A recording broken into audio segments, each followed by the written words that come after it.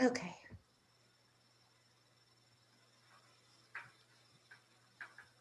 Oh, is your little dot going? Yeah, it is recording. See, I'm not seeing the whole screen, so I apologize. There's something up with me and Zoom. So we're just going to review really quickly some training takeaways from last time. And in a way, it kind of gives the new people some review to look at that.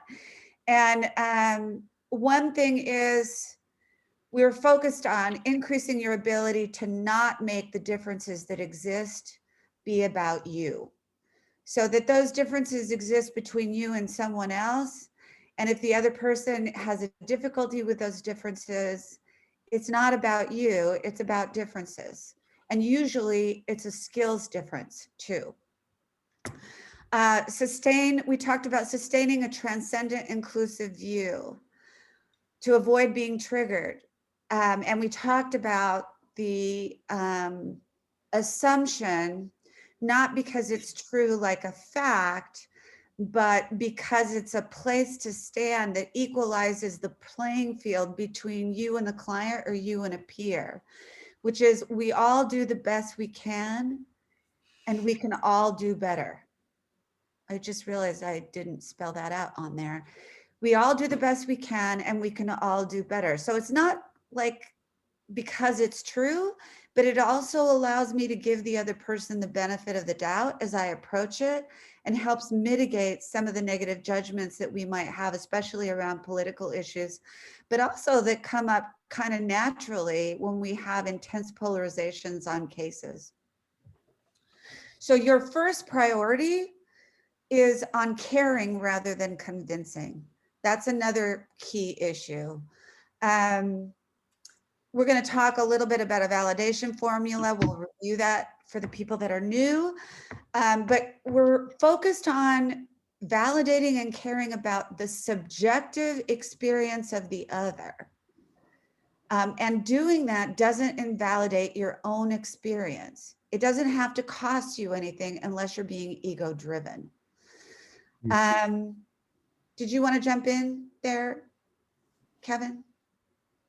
No, I just take in everything that you say and register it and try to make mental notes of it in my life.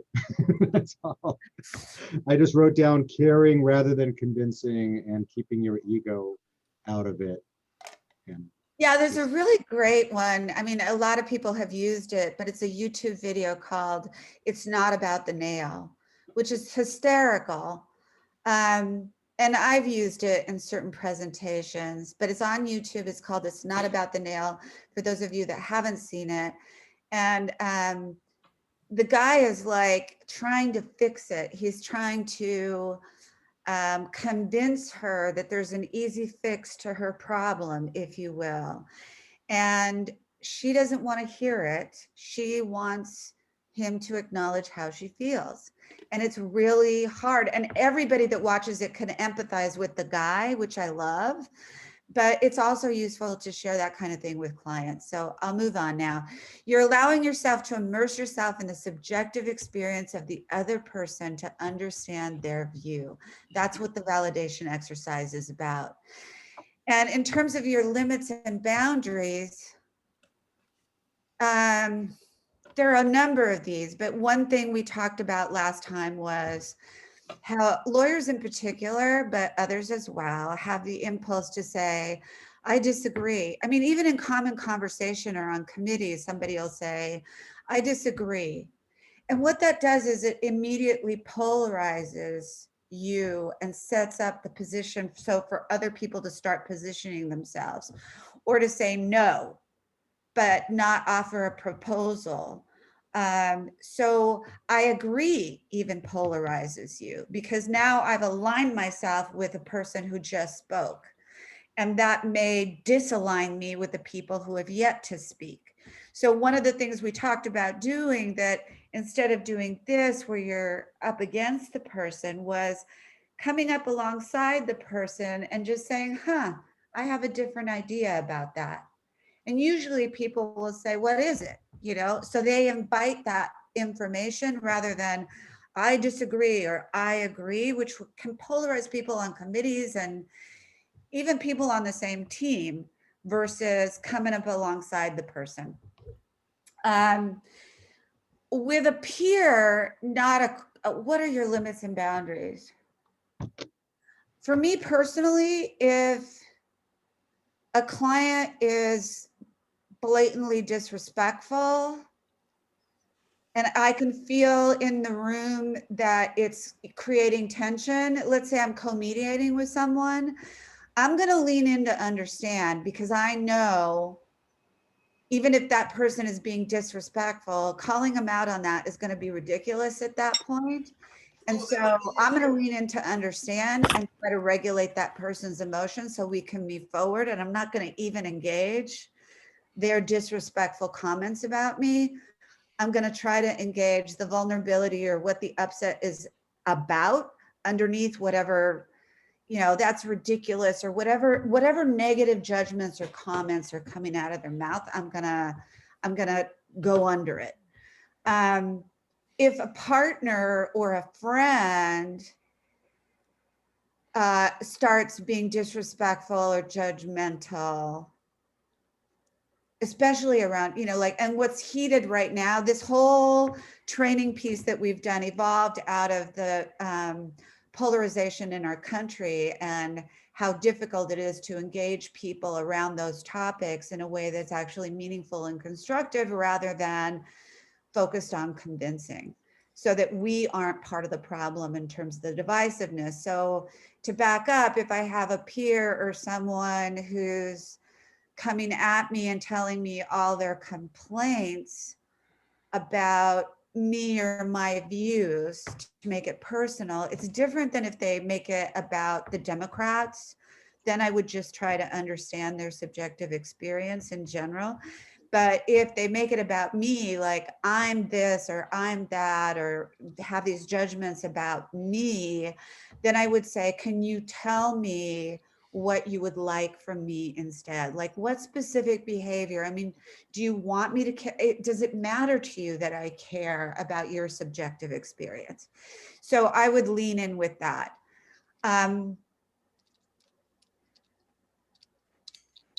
Moral outrage, we talked about that before too, that's related to this topic in terms of our limits. We talked about the whole biology of moral outrage, and we had a podcast that's an hour on moral outrage and how it tends to reinforce when moral outrage is incited. It not only sells the media, but it tends to reinforce our negative judgments and our biases. And it keeps us, the minute we have those negative judgments, we've been talking about how that slams the door on my leaning in to understand the other person, but those negative judgments also stop me from self-reflecting and having compassion and being connected and related. I'm done with the person once I have had a negative judgment. So the exercises we will do today will help us all experience a little bit more of that in detail. Let's see, with peer. So if I've done a validation with a peer, for example, and someone starts judging me, I would just say, I'm not interested in telling you who you are, judging you. I'm willing to care about your experience. Are you willing to care about mine? That would be the specific request that I would make, instead of complaining and blaming and criticizing and going on about everything that's wrong with that person or that person's views. I would make a respectful request for very specific behavior. Like, I want you to care about how I feel, right? And maybe communicate that to me. Okay, so now I'm going to go to the,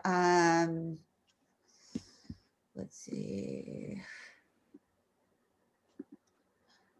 I'm going to stop. Oh, I see how this works.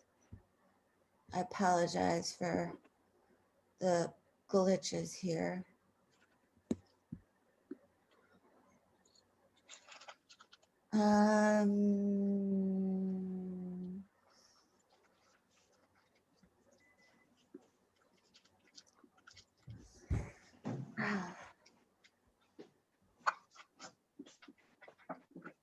Victoria would know how to help you.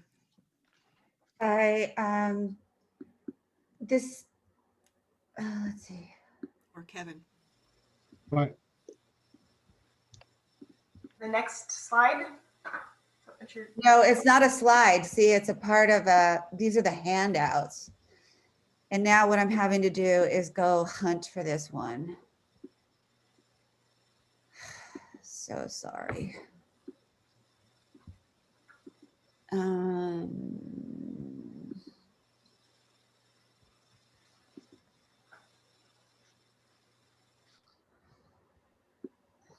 it won't go in front of, it's a lot. I won't even bother you with what's happening.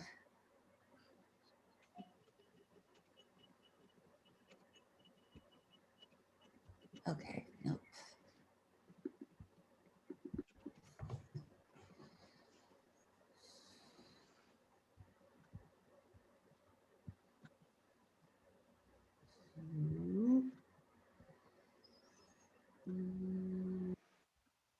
I'm looking for the skills summary and I'm trying to pull that up and it's not wanting to go.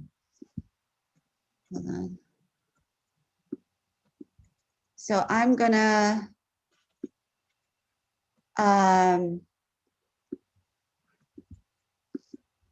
stop the share and try to open it again.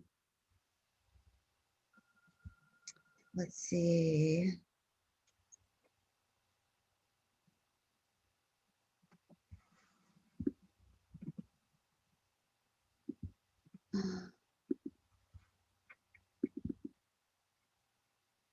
Oh, the host disabled screen sharing. Are you the host right now, Kevin? I don't think so, but I could. Yeah. I'm going to make you the host again. I don't know. Does it keep recording? Yeah. Okay. Oh, no, I'm going to have to re-record. No, it's recording. It says it's recording. Okay. I'll have to record. I it again. can't get the summary of the skills up. Hold on.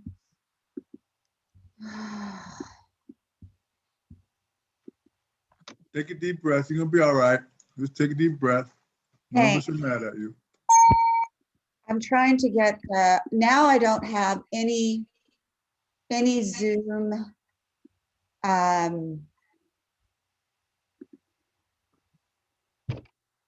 Oh, let's do this. Okay. You're dragging your cursor along the bottom. I And got some tool should pop up. Okay. I got it. There you go. Summary of skills. What do you for see? professional views. Summary of skills. Okay, for summary of skills. Okay, perfect. So, Mark, and I want to catch you up. We're recording at the moment, and Jane, I just in the chat, if you would please let Kevin know if you would like to. Am I echoing for you guys? Yeah, you're really going digital. Am I still? I don't know what happened. No, you're better now. And by the way, I apologize for not being on camera. It's not because I'm eating my lunch, although I am. It's because my camera on Zoom requires, it says it doesn't work and I have to restart my computer every time I go on Zoom. So no worries, no worries. Just in the chat, Jane and Mark, let people know if you would like to join the Zoom coffees that we're having for April and May. So just let him know that. And now I'm going to keep going because we're recording this. And I think I'm going to ask other people about this one. Okay, so we mentioned we all do the best we can and we can all do better. Does anyone remember, want to share anything about their experience with that last week, or sorry, last month? And you don't have to if you don't want to. Okay, I'll move on. We talked about noting and remedying your own judgments and how those alienate us from ourselves and others by neutrally observing and describing what's occurring instead of judging what's occurring. We neutrally observe and describe as a video camera would. So does anybody have an example of that?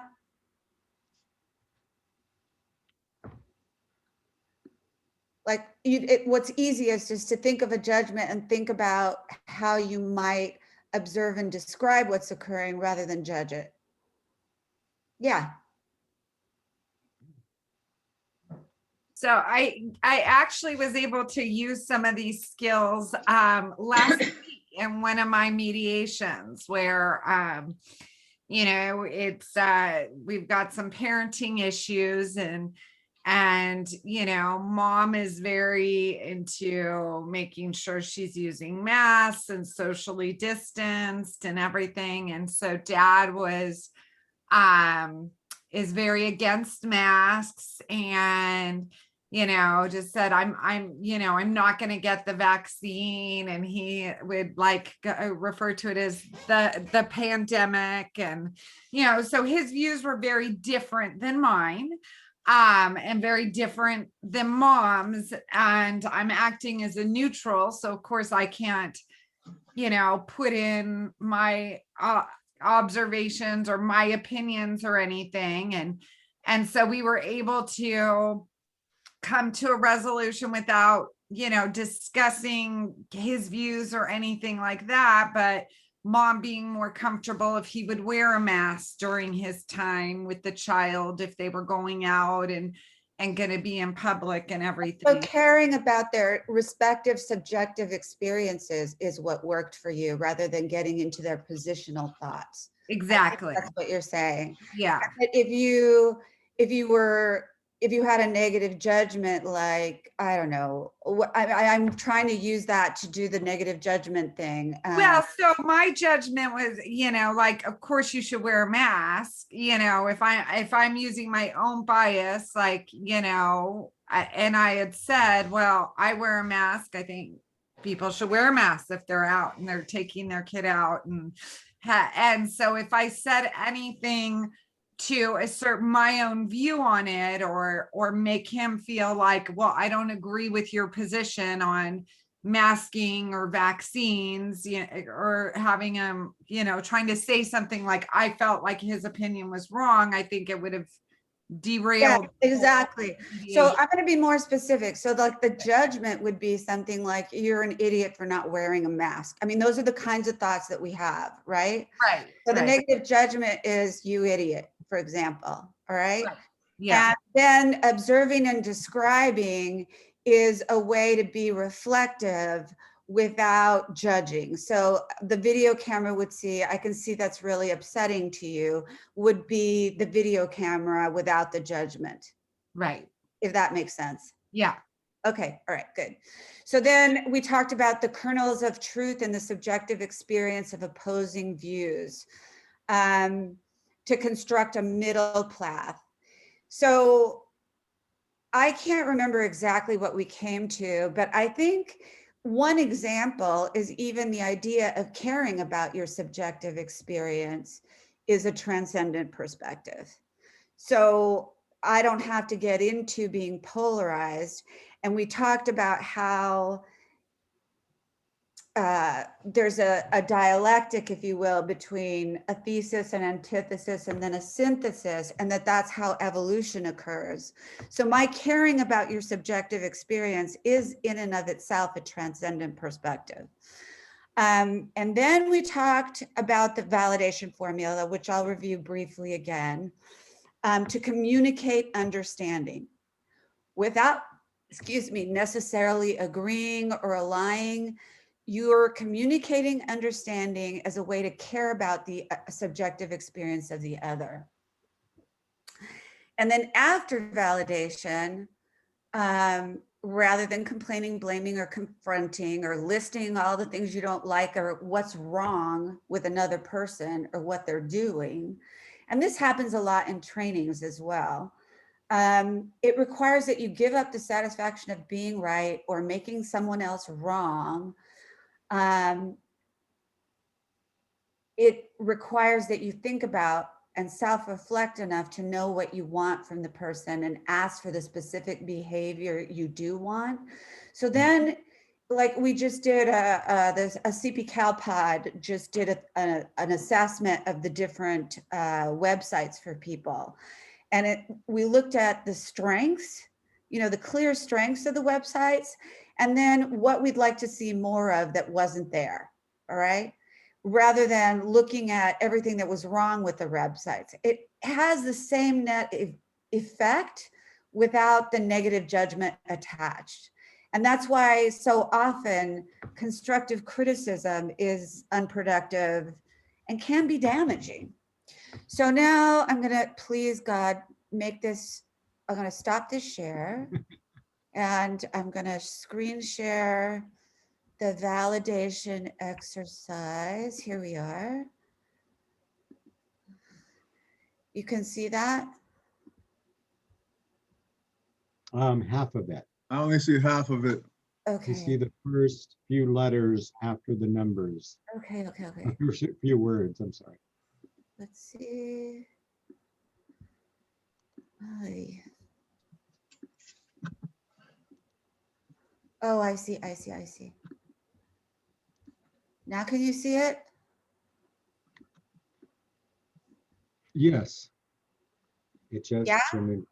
yes. Yep, we can see it now. Okay. So for those of you that haven't heard before, this is from dialectical behavior therapy. They have like 6 different levels of validation and therapists get rated on those. It's research and skills-based therapy that's particularly effective with people. It was originally designed for people with borderline personality disorder, and it's about the only thing that's really effective. So a good thing to know. And any type of disorder that has extreme emotion dysregulation or something like that is going to be well suited to dialectical behavior therapy. So let's take these, I'll go through the formula briefly. It's understandable or reasonable. It's key that you're not saying, I understand, I think it's reasonable, because you're making it sound like it's globally understandable and reasonable to the world, if you will. It's not just you, like, I understand you.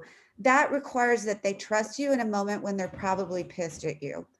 So it's understandable and reasonable that you would think, and then you'd give examples of what the person is thinking. Like in Patricia's example, that it's understandable and reasonable that you would think that the vaccine is toxic and that you would feel worried about taking it and that you would avoid pursuing taking the vaccination, given, and for the current context part of that, let's say he's 87, given that the risks of taking the vaccine outweigh that.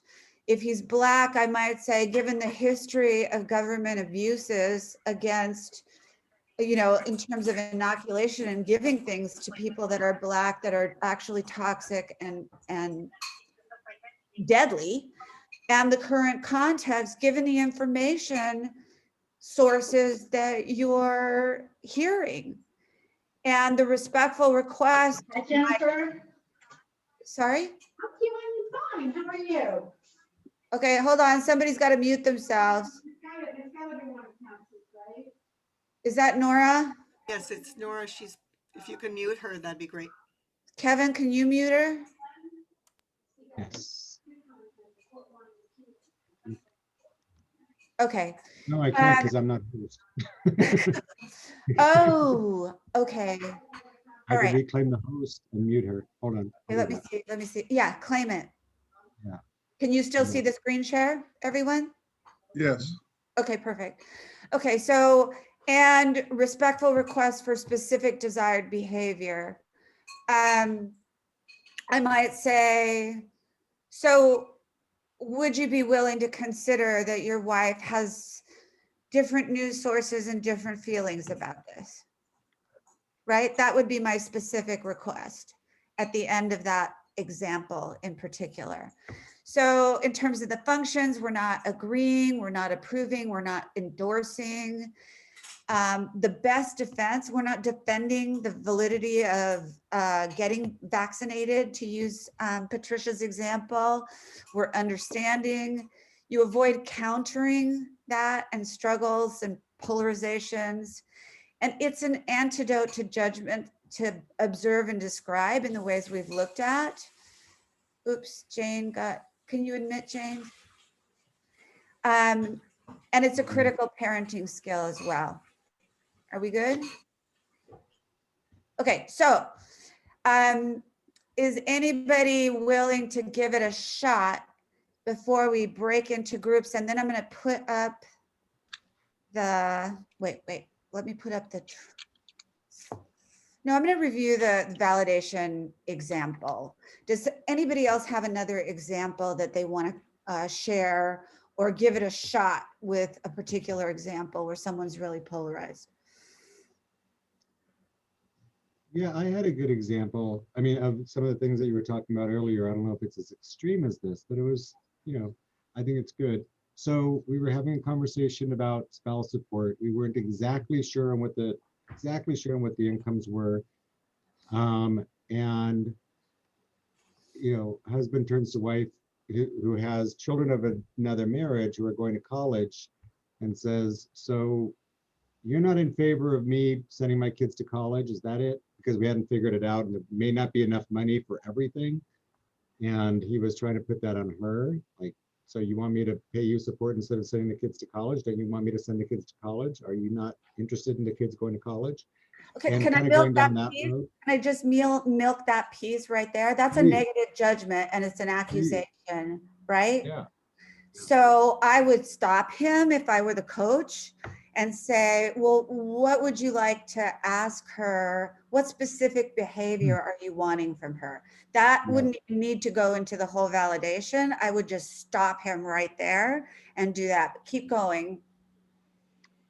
Yeah, and I mean, so of course it made her defensive and feel uncomfortable because, there was a bit of a Sophie's choice going on, so to speak. Like, either I get to eat and have a roof over my head, or your kids go to college, but there doesn't seem to be enough to do both easily, And anyway, so I mean, we did, and I did stop them and, try to use some of the tools here to help them understand, what their other person is desiring, which is to have some, financial peace of mind, to know that their needs are being taken care of. And also I tried to encourage him to rephrase it, because I said, is what you're really asking is for her to assist in sending your kids to college. Because what you're saying Right. is, could I give, if I'm giving you less money, then what you're really doing is you're asking her to contribute to your kids' college. And Right. is that what you're asking? Is that the request? Because if that's the request, Perfect. Yes. It helps us a lot to get them to ask for what they do want, and it aborts how the whole thing can go south in a really easy way, actually. Exactly. So when they but there was a start lot of judging and tension. there's that negative stuff, it's a trigger for us to think, okay, what do they want? Let's stop and think about what it is that you're actually asking for right now. And then you're focused on them, but you're redirecting them away from a rabbit hole that you don't want to go down.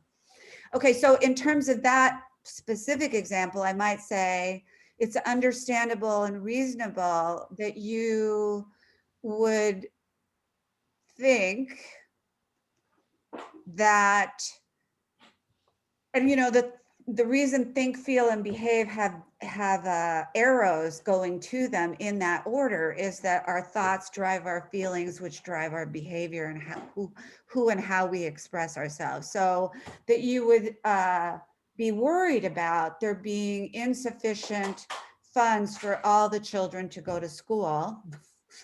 And that you would feel upset and scared about that, and that you would want to make sure that she is willing to contribute to all the kids, not just hers by a previous marriage. And let's say he didn't take his meds last night, given that you are off your meds, or you only slept 2 hours, or your own mother didn't support you in college, and that the resources are as tight as they currently are, it's completely understandable and reasonable that you would have these concerns. So you're leaning in to understand, but you don't have to do it in a situation like that. You can abort the whole thing and just go with redirecting the negative judgments, and you don't have to flesh it out as much. But if you have someone who's very untrusting, who's really wedded to a position, getting in and understanding them is going to be critical, and this is how you would do it. So now I'm going to pull up the exercise for today, and we're going to try to put people that haven't been in the previous trainings. Let's see. Share screen. Preview exercise. Share this. You won't be able to see this. Are you able to see it? Here. Okay. You won't be able to see it once you go into your group. So you're going to need to pull it up on your screen from the MailChimp where it's attached to be able to go into your practice group. And what the professional's job here is to communicate caring about the other person's subjective experience. You have to let go of that dopaminergic hit of being right or making others wrong. And the receiver instructions are at the bottom here, and the professional instructions are here. The receiver, depending on what the professional wants. Like I had a Democrat that preferred to have me role play a rabid Democrat rather than the Republican. So either way, whatever the professional, whoever's playing the professional wants, that's the person who gets to decide whether they want you to play one or the other. The first part, you're saying it out loud for yourself. You're just saying, we all do the best we can and we can all do better. You just say that out loud to your partner as the professional. And then the next minute, first you have that prompt, whatever the Republican said or the Democrat said. Then you think, we all do the best we can. Then you think, okay, what immediate door slamming negative judgments do I have about this person? And these are not censored. And these are not things that you would ever share with another person. All right. They're not things you would ever say. But you want to notice what the judgments are. You're going to say those, and how that impacts your willingness to care and your view of the receiver's character even, and what happens to your own willingness to self-reflect the minute you issue that judgment. Then we're going to do a minute or so of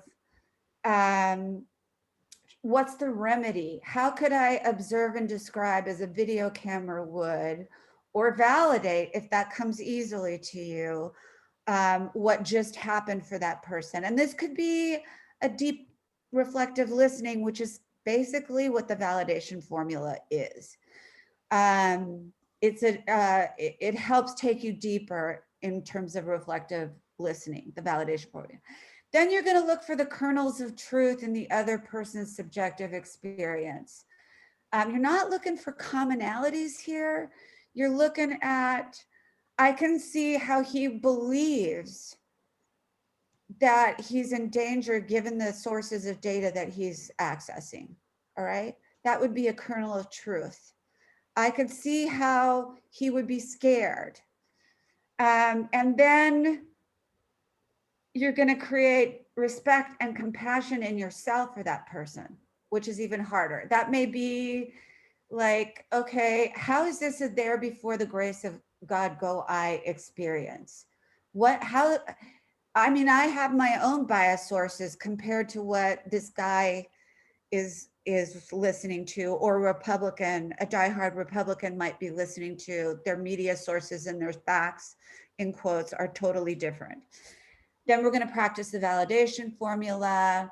And then we're going to practice effective feedback. So the receiver is going to only describe what the person did that was effective and offer specific recommendations for the behavior you'd want to see more of. Does that all make sense? Does anybody have questions? Is there any of this that could go into like the chat once everyone goes into their room so they could have a little cheat sheet or anything? Well, they have it all. They have it all in a handout that went out with a MailChimp this morning, so they can just pull that up on their computer screen. Oh, great. Okay, so we're looking through it and I'm going through it with them on the screen, but they're able to do that in their work, in their spaces. So will the people that So- just took the training raise their hands, please? We lost Nora. Did we You lose want to Nora? stay available to Nora and have her be admitted to you? Do you have the host capability? Who, me? Yeah. Yeah, I could take it back. No, keep it, because you're gonna, yes, take it, because Yeah. you need to assign us. And then, Do you want to be assigned a room, Ria? sure, if it helps, we should take Nora out and then have her request to be readmitted, because I don't want someone stuck. Yeah, Marianne? Jane said that she's only listening because she's on childcare duty. Okay, Okay. okay. That makes All right. 13. Well, I don't know if she could, oh yeah, if you're assigning them specifically, you could throw her in with 2 other people, Kevin. Put Nora. Well, I was wondering, should I make like 3 breakout rooms of 4 or 6 breakout rooms of 2? Sometimes when it's 3, you have somebody who could maybe provide some guidance while the other 2 are trying. 6 of 2. 2? Yeah, I think 2, otherwise it gets unwieldy. And if there's a way to put Jane in with you, can you assign these deliberately? Or Nancy with me, because she's new. I need somebody that's a professional. Okay, so let's put Nancy in with me and let's put Glenn with Marianne. Okay, let me start it off. Um,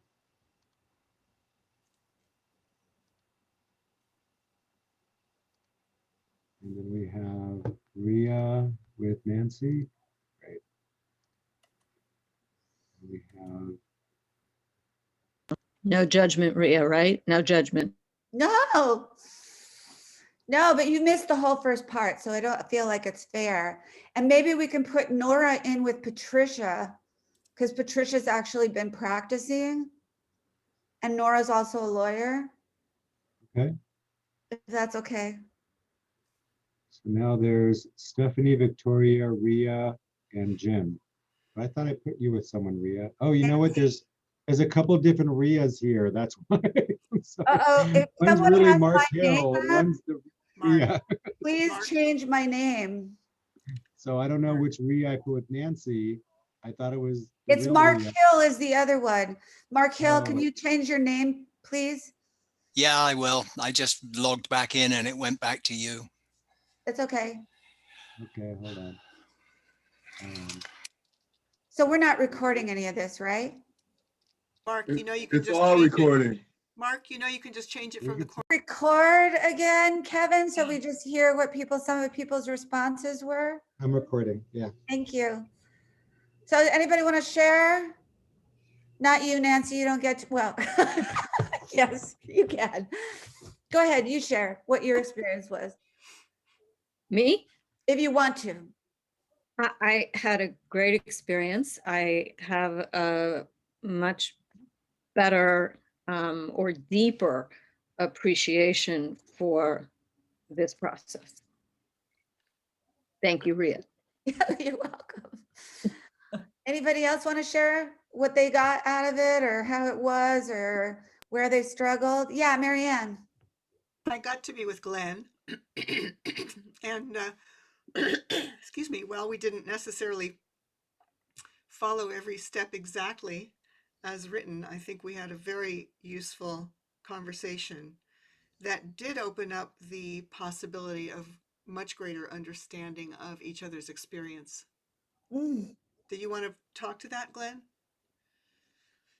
Yeah, so I don't know. I mean, I mentioned to Mary that, all this dialogue, all this collaborative mediation stuff, just opens up other senses. Like if you can taste now, then maybe all of a sudden, hey, I can smell and I can touch and I can see things too. It's just opening up different avenues for communication, empathetic communication, and without being, just, reactionary. Mm. So, we had, she gave me a nice curveball, to handle. And, I think we both, I learned something about the process and we learned something about each other, in the process. Great, thank you. Anyone else? Yeah.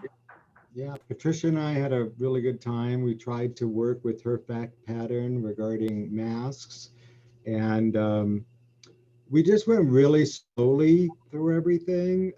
Instead of 1 minute, we probably did 5 to 10 minutes. We really wanted to understand. And I really appreciated first the one where you're just supposed to give your gestalt reaction and give your negative judgment.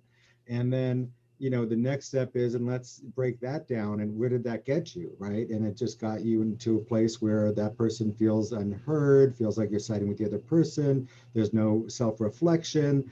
And it really just drives that point home, something that, should otherwise be obvious, but sometimes you need to just kind of walk through it to be like, yeah, that's not going to get you anywhere. So then we started, doing our best to try to find kernels of truth, and I don't have to wear a mask because it's unconstitutional. And so we were struggling with some of that, Yeah. but we were having fun with it. And Yeah. we were really working the facts and working, the process. So it was very, very fun and very interesting. I see you, Patricia, did you want to comment on that?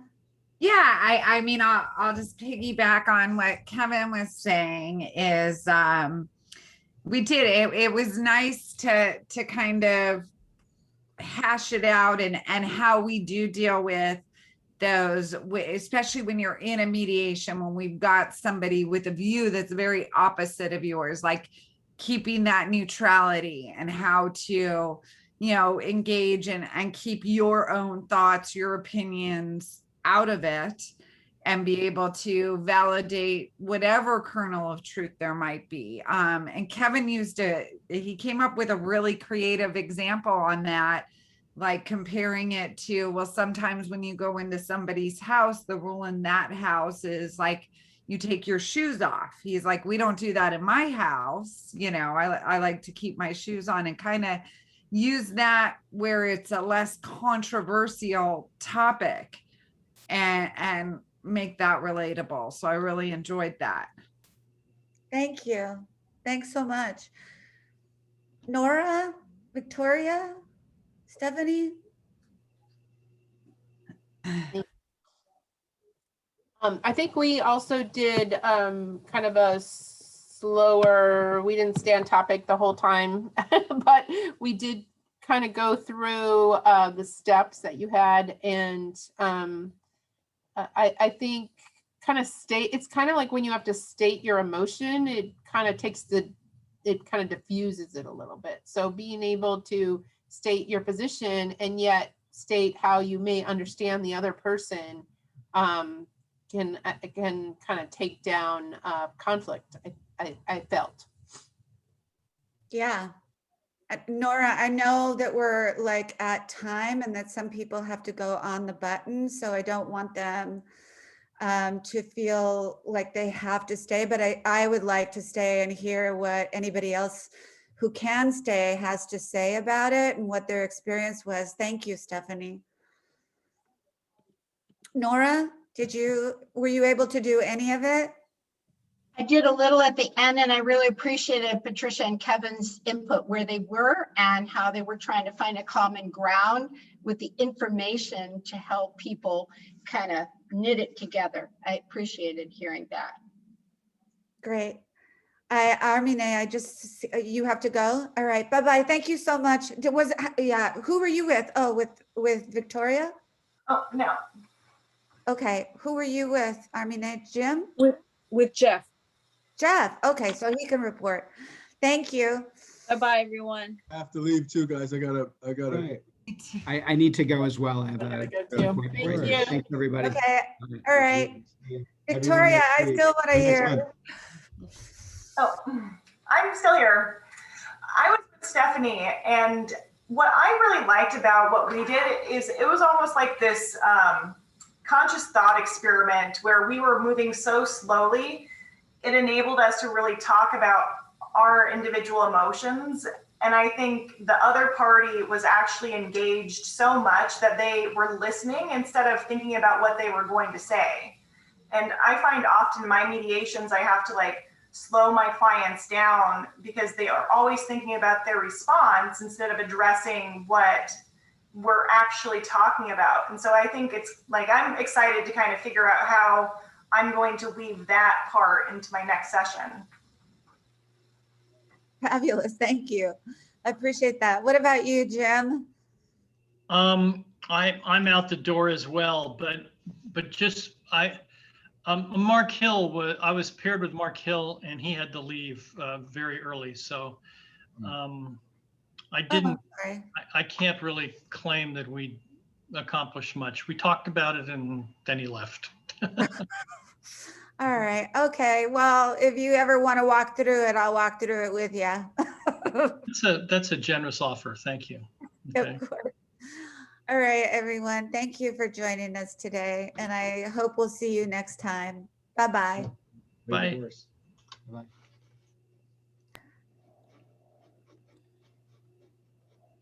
Do you want to debrief a little or? Sure. Yeah. What'd you think? Well, as always, you did a great job, Ria, of teaching. Thanks. I agree. Okay, so you didn't I feel like like your it was like, handouts a lot. sorry? I like your handouts a lot. It gave structure. I mean, I was going back and forth with the handouts, like in a step by step, and it was very helpful. Like I said, I mean, it took more than 1 minute and 2 minutes, but I felt like, okay, it'll take 30 minutes to do it now. And then as you gain expertise, it'll take 30 seconds, but it was really good. Good. I was worried that you. Oh, we're still recording. Oh.